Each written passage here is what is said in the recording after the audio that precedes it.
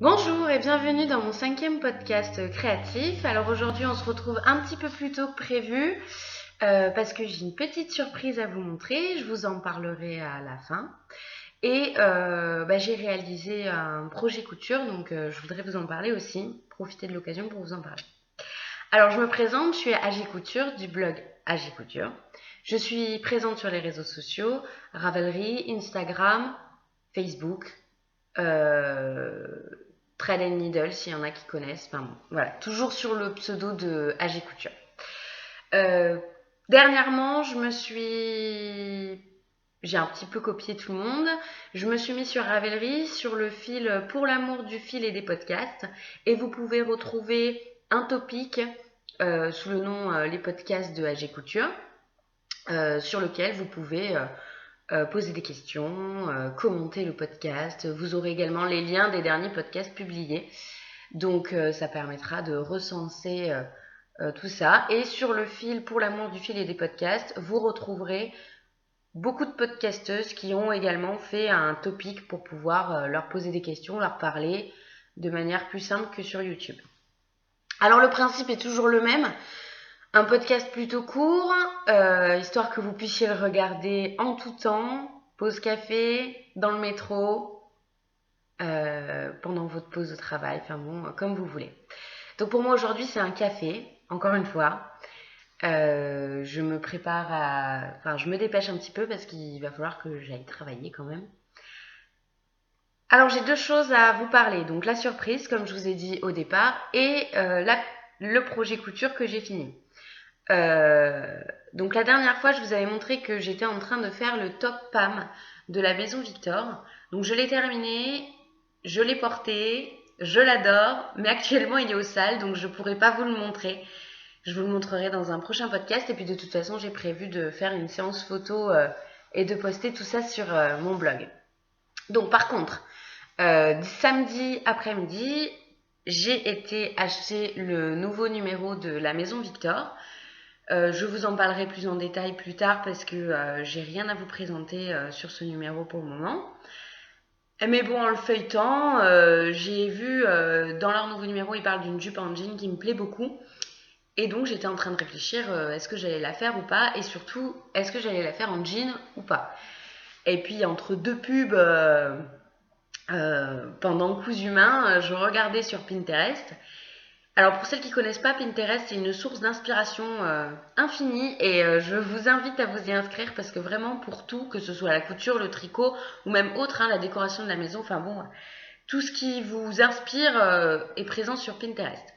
Donc tout en regardant sur Pinterest, je suis retombée sur un de mes anciens tableaux où j'essayais de trouver un vêtement à faire dans de la wax parce que j'ai acheté du tissu wax il y a 2-3 ans de ça quand j'ai eu l'occasion d'aller en Martinique et j'en avais rien fait. Et puis bon, entre la jupe prévue, enfin la jupe que j'aime beaucoup sur le magazine La Maison Victor et mes recherches sur Pinterest, là ça a matché, j'ai eu l'inspiration directe et j'ai dit ah mais c'est ça qu'il faut que je fasse, une jupe en wax. Mais pas la jupe La Maison Victor parce que bon, c'est une jupe en jean, elle a quand même des coutures typiques du jean, donc ça me plaisait. Enfin, pour ce type de tissu, ça me plaisait pas. Puis il y avait trop de pièces, là, j'aurais pas eu assez de tissu. Donc j'ai cherché et je suis tombée sur un blog, sur un article du blog Be Made que je suis et que j'aime beaucoup, qui date du mois d'octobre, où elle explique comment faire sa jupe crayon sur mesure, sans patron. Donc tout son article est un tuto pour pouvoir faire sa jupe crayon. Donc je l'ai lu et ça m'a beaucoup inspirée. Et je me suis rappelé aussi que pendant mes cours de couture que je prenais il y a de ça 5 ans, j'avais fabriqué une planche de coupe à plat. Donc qu'est-ce que c'est qu'une planche de coupe à plat? Une planche de coupe à plat, c'est pas facile à dire. Bref, qu'est-ce que c'est? En fait, c'est sur un carton rigide, on vient fabriquer un basique de coupe. C'est bien, vous ne me voyez plus. Alors, on vient fabriquer un basique de coupe. Donc généralement, on crée une planche de coupe à plat pour une jupe droite, standard. Ensuite, avec cette planche, vous pouvez créer plein de choses. Bon, après, il faut aussi être habitué à faire de la coupe à plat, mais il y a plein de livres qui l'expliquent, donc voilà. Donc ça, c'est une planche de jupe, donc c'est le dos. Vous voyez, vous avez déjà les pinces de fête, et c'est tout fait en fonction de vos mensurations.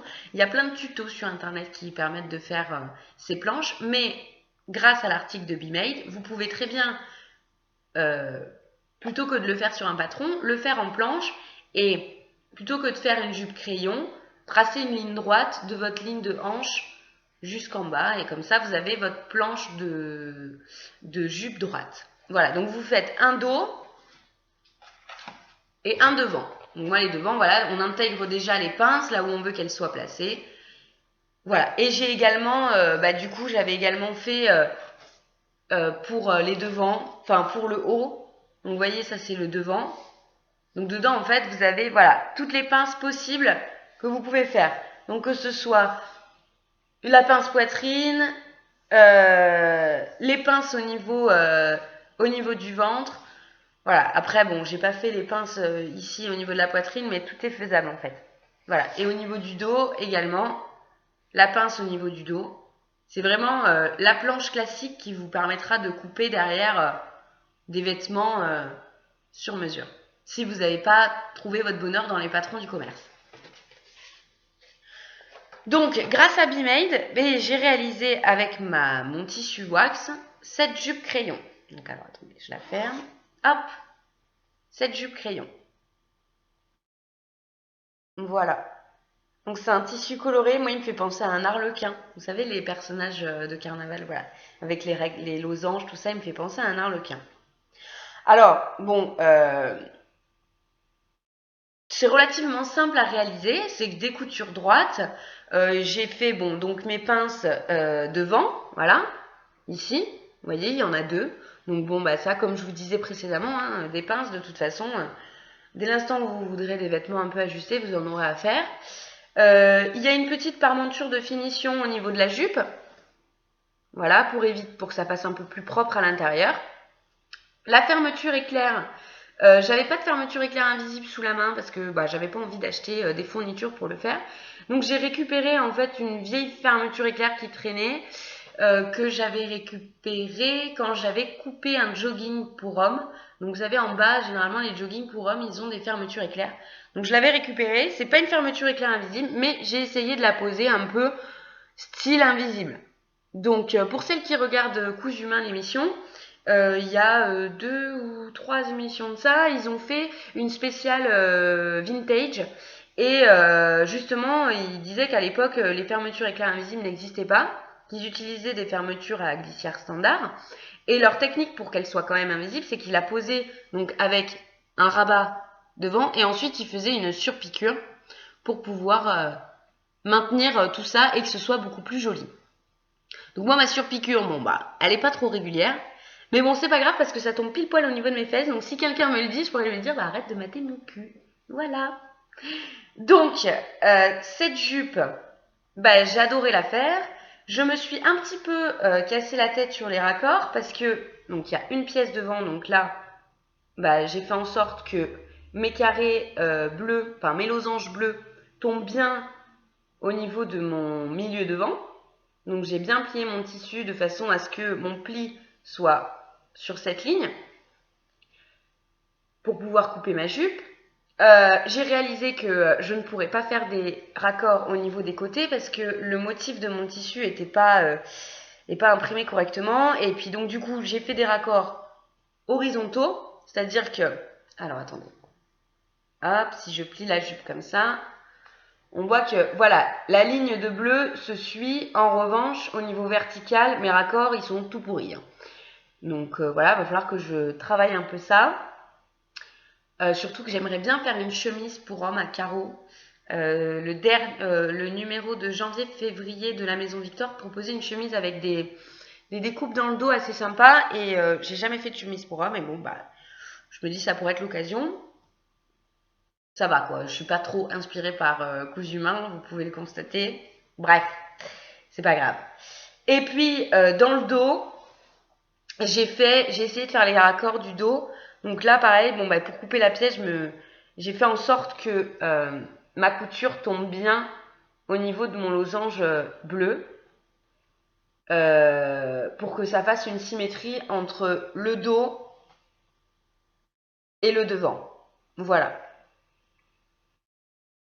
Donc j'ai posté des photos sur Instagram de la jupe portée, on n'y voit pas grand chose parce que moi je suis pas une grosse photographe, et je l'ai posté aussi sur mon mannequin. Voilà, donc on y voit un peu plus clair. Ah oui, et en bas, pour avoir une plus grosse aisance pour marcher, B-Made propose de faire une fente. Ce que j'ai fait, parce qu'effectivement s'il n'y a pas de fente, on marche plus quoi. Parce que ça reste une jupe crayon, donc très serrée au niveau des genoux. Donc voilà, la fente. Hop, donc, sur le blog de B-Made, elle l'a réalisé en tissu un petit peu plus hivernal. Donc, elle a fait, pour les ourlets et la fente, elle l'a fait en point invisible. Bon, moi, vu que c'est de la wax, c'est un tissu quand même qui est léger et que ce sera une jupe pour cet été, je trouvais ça trop difficile. Enfin, trop difficile. Je voyais pas l'intérêt de faire un ourlet invisible. Donc, j'ai fait un ourlet simple, normal, standard. Voilà, avec la fente. J'ai bien fait mon carré pour ma fente. Voilà, et donc du coup, ça fait quand même quelque chose de propre dans le dos. Enfin, à l'envers du vêtement. Pour l'ourlet, au niveau de entre la fente et le bas de la jupe, B-Made propose d'expliquer comment faire. C'est une technique d'ameublement qui se retrouve généralement sur les coussins et autres ameublements. Et en fait, ici, ça fait vraiment un rendu propre. Plutôt que d'avoir un rabat qui vient par-dessus, on a vraiment voilà, une finition nickel, quoi. Donc voilà, de ce côté, et de ce côté, je l'ai moins bien réussi, mais c'est pareil, ça reste quand même assez propre par rapport à un rabat qui viendrait par-dessus. Donc j'en suis plutôt satisfaite. J'ai mes finitions, j'ai essayé de les, enfin j'ai essayé, je les ai soignées. Vous voyez, j'ai fait un point de surjet sur toutes mes pièces. Donc là, on voit bien le rendu que ça fait avec le pied à surjet. Et bon, ça fait comme si, enfin, ça fait pas comme si vous aviez une surjeteuse, mais ça joue le même rôle, quoi. Donc pour 10 euros, ça, je répète ce que j'ai dit la dernière fois, mais je trouve que pour commencer, quand on ne coupe pas des vêtements de façon frénétique, avoir une surjeteuse, c'est peut-être voilà, un gros investissement pour finalement pas grand-chose. Donc voilà pour ma petite jupe. Donc j'en suis très satisfaite, elle me va bien, elle me prend bien, me moule bien. J'ai pas de, voilà, j'en suis très contente. Je pense que cet été, je vais pas mal la porter. Voilà pour la création. Ah, je vais boire un coup quand même, hein, parce que bon, je parle, mais bon, ça donne soif. Hein. Mm. Donc ensuite, eh ben, je vais passer à la surprise. Attention, qu'est-ce que c'est? Donc, eh ben, avec la podcasteuse Aglaé, donc qui fait le podcast Mon Tricotier, on a eu une idée. Alors déjà pour un petit rappel, Aglaé, donc celle qui tient le podcast Mon Tricotier, a un blog dans lequel elle a un article où elle référence toutes les podcasteuses au fur et à mesure qu'il y en a et où elle met le lien de tous les épisodes des podcasts. Donc c'est un peu la bibliothèque des podcasts sur son blog. Et nous sommes actuellement environ 100 podcasteuses. C'est énorme. Et pourtant, personnellement, je regarde pas 100 podcasts, je suis pas 100 personnes sur YouTube parce que je les connais pas. Qu'on en entend parler par le bouche à oreille des podcasts généralement. Je prends pas forcément le temps d'aller sur le site d'Aglaé pour chaque jour, chaque semaine me mettre à jour au niveau de tous les podcasts parce que ça prendrait du temps. Et puis que j'ai une vie à côté et que j'ai pas forcément le temps de faire ça. Donc on a eu l'idée de lancer un swap des podcasteuses. Donc alors qu'est-ce qu'un swap? Un swap c'est l'envoi d'un colis à une personne et derrière on va recevoir aussi nous aussi un colis contenant différentes choses. Et ça permet de se connaître, d'échanger et puis de découvrir un nouvel univers. Donc pourquoi un swap des podcasteuses? Parce qu'effectivement, nous sommes aujourd'hui beaucoup de podcasteuses, que ce soit en tricot, couture, crochet, enfin bon, podcast créatif en tout genre. On se connaît pas tous. Il y en a qui sont peut-être beaucoup plus à l'aise que d'autres sur la caméra, vis-à-vis de la caméra. Il y en a qui sont connus beaucoup plus que d'autres. Et du coup, pour faire connaître un petit peu tout le monde, on a eu l'idée de faire ce swap entre podcasteuses, de façon à ce que chacune découvre un nouvel univers, un nouveau podcast. Alors peut-être que vous connaîtrez le podcast, ou la podcasteuse à qui vous devrez envoyer le colis, mais peut-être pas, et ça vous permettra de découvrir de nouveaux horizons. Alors, le principe, ça va être, donc déjà, d'envoyer un colis contenant différentes choses. Contenant, au minimum, un objet pour aider à faire les podcasts. C'est quand même un swap de podcasteuse, donc si on met pas un objet qui est en rapport avec cette activité, c'est un peu dommage. Un objet en rapport avec notre passion, donc vous serez tenu au courant, pour celles qui participent, du nom de votre swappeuse, de façon à aller regarder son podcast ou ses podcasts, et vous vous ferez vous-même l'idée de ce qu'elle pratique comme activité. Donc un objet en rapport avec l'activité pratiquée. Un objet fait maison, fait par vous, ou par quelqu'un d'autre, mais au moins du fait maison. Des petites gourmandises, parce que bon, on est un peu gourmandes toutes, alors on aime bien avoir des petits bonbons, des petits gâteaux qui traînent par-ci par-là quand on reçoit un petit colis. Ça réchauffe le cœur. Et puis après, tout ce que vous voulez. L'important, c'est que le colis fasse un budget entre 20 et 30 euros, de façon à ce que tout le monde puisse participer. Voilà, c'est pas trop cher, c'est pas non plus ridicule niveau prix, de façon à pouvoir mettre quelque chose de sympa dedans. Voilà, donc 20-30 euros et puis plein de petites choses à l'intérieur. Pour s'inscrire au swap, si vous êtes intéressé, on va ouvrir avec Aglaé un fil sur le groupe Pour l'amour du fil et des podcasts, et on va ouvrir un topic qui s'appellera le swap des podcasteuses. Donc il suffira de vous notifier sur ce, nous laisser un message sur ce podcast, sur ce n'importe quoi. Oh là là, je suis fatiguée. Sur ce fil, nous laisser un petit message, et on validera votre inscription. La condition forcément pour pouvoir participer à ce swap, c'est d'avoir un podcast, parce que sinon ça fonctionne pas. Donc pour celles qui sont encore un petit peu dubitatives à faire un podcast, allez-y, lancez-vous, c'est le moment. N'ayez pas peur, on va pas vous manger, on est par là pour vous juger, on est là pour rigoler, pour prendre du bon temps et puis pour se connaître les unes les autres. Donc c'est peut-être l'occasion pour vous de vous lancer à faire un podcast. La date butoir d'inscription, ce sera le 27 mars, comme ça vous laisse le temps quand même de réfléchir, oui, non, peut-être, je me tâte, allez, hop, je m'inscris.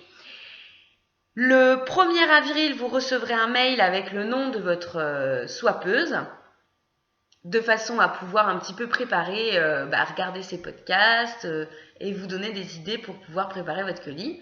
Et vous devrez envoyer votre colis avant le 31 mai. Ça vous laisse 2 mois pour pouvoir préparer votre colis et faire la petite surprise à votre swappeuse. Lorsque vous aurez reçu un colis, évidemment, essayez d'en parler sur les réseaux sociaux.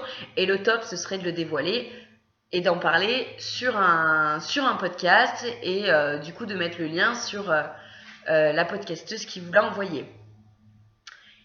Eh bien, je crois que j'ai tout dit. J'espère que ça va vous emballer. Moi, je trouve que l'idée est plutôt sympa. Bon, sinon, de toute façon, on l'aurait pas fait avec Aglaé. Je pense qu'on peut bien rigoler sur ce swap. Ça va permettre de découvrir un petit peu de nouveaux horizons, de nouvelles passions, de nouvelles personnes, et puis de s'amuser, quoi. Donc, je vais vous laisser sur ces bonnes paroles. Je vous mettrai au niveau en bas, dans l'explication, au niveau des explications YouTube, le lien vers... Attendez. Ah voilà. Ah Donc, excusez-moi, je vous mettrai le lien en bas vers le groupe Ravelry, de façon à pouvoir vous y inscrire. Si vous avez des questions, n'hésitez pas à les poser sur le topic correspondant. Si c'est sur mon podcast, sur le topic du podcast. Si c'est sur le Ravelry, si c'est sur le swap des podcasteuses, sur le topic swap des podcasteuses. Donc n'hésitez pas à le faire. Et puis tout ce que je vous ai dit, la date d'inscription finale, la date d'envoi finale, le contenu du colis, tout ça, ce sera récapitulé dans le topic Ravelry. Sur ce, je vous souhaite une bonne journée. Ça aura été rapide, je vous ai pas présenté énormément de choses, mais c'était surtout pour vous parler du swap des podcasteuses. Donc je vous fais de gros bisous, passez une agréable journée, soirée, enfin bon voilà. Et puis on se retrouve très vite pour un prochain podcast. Bisous bisous.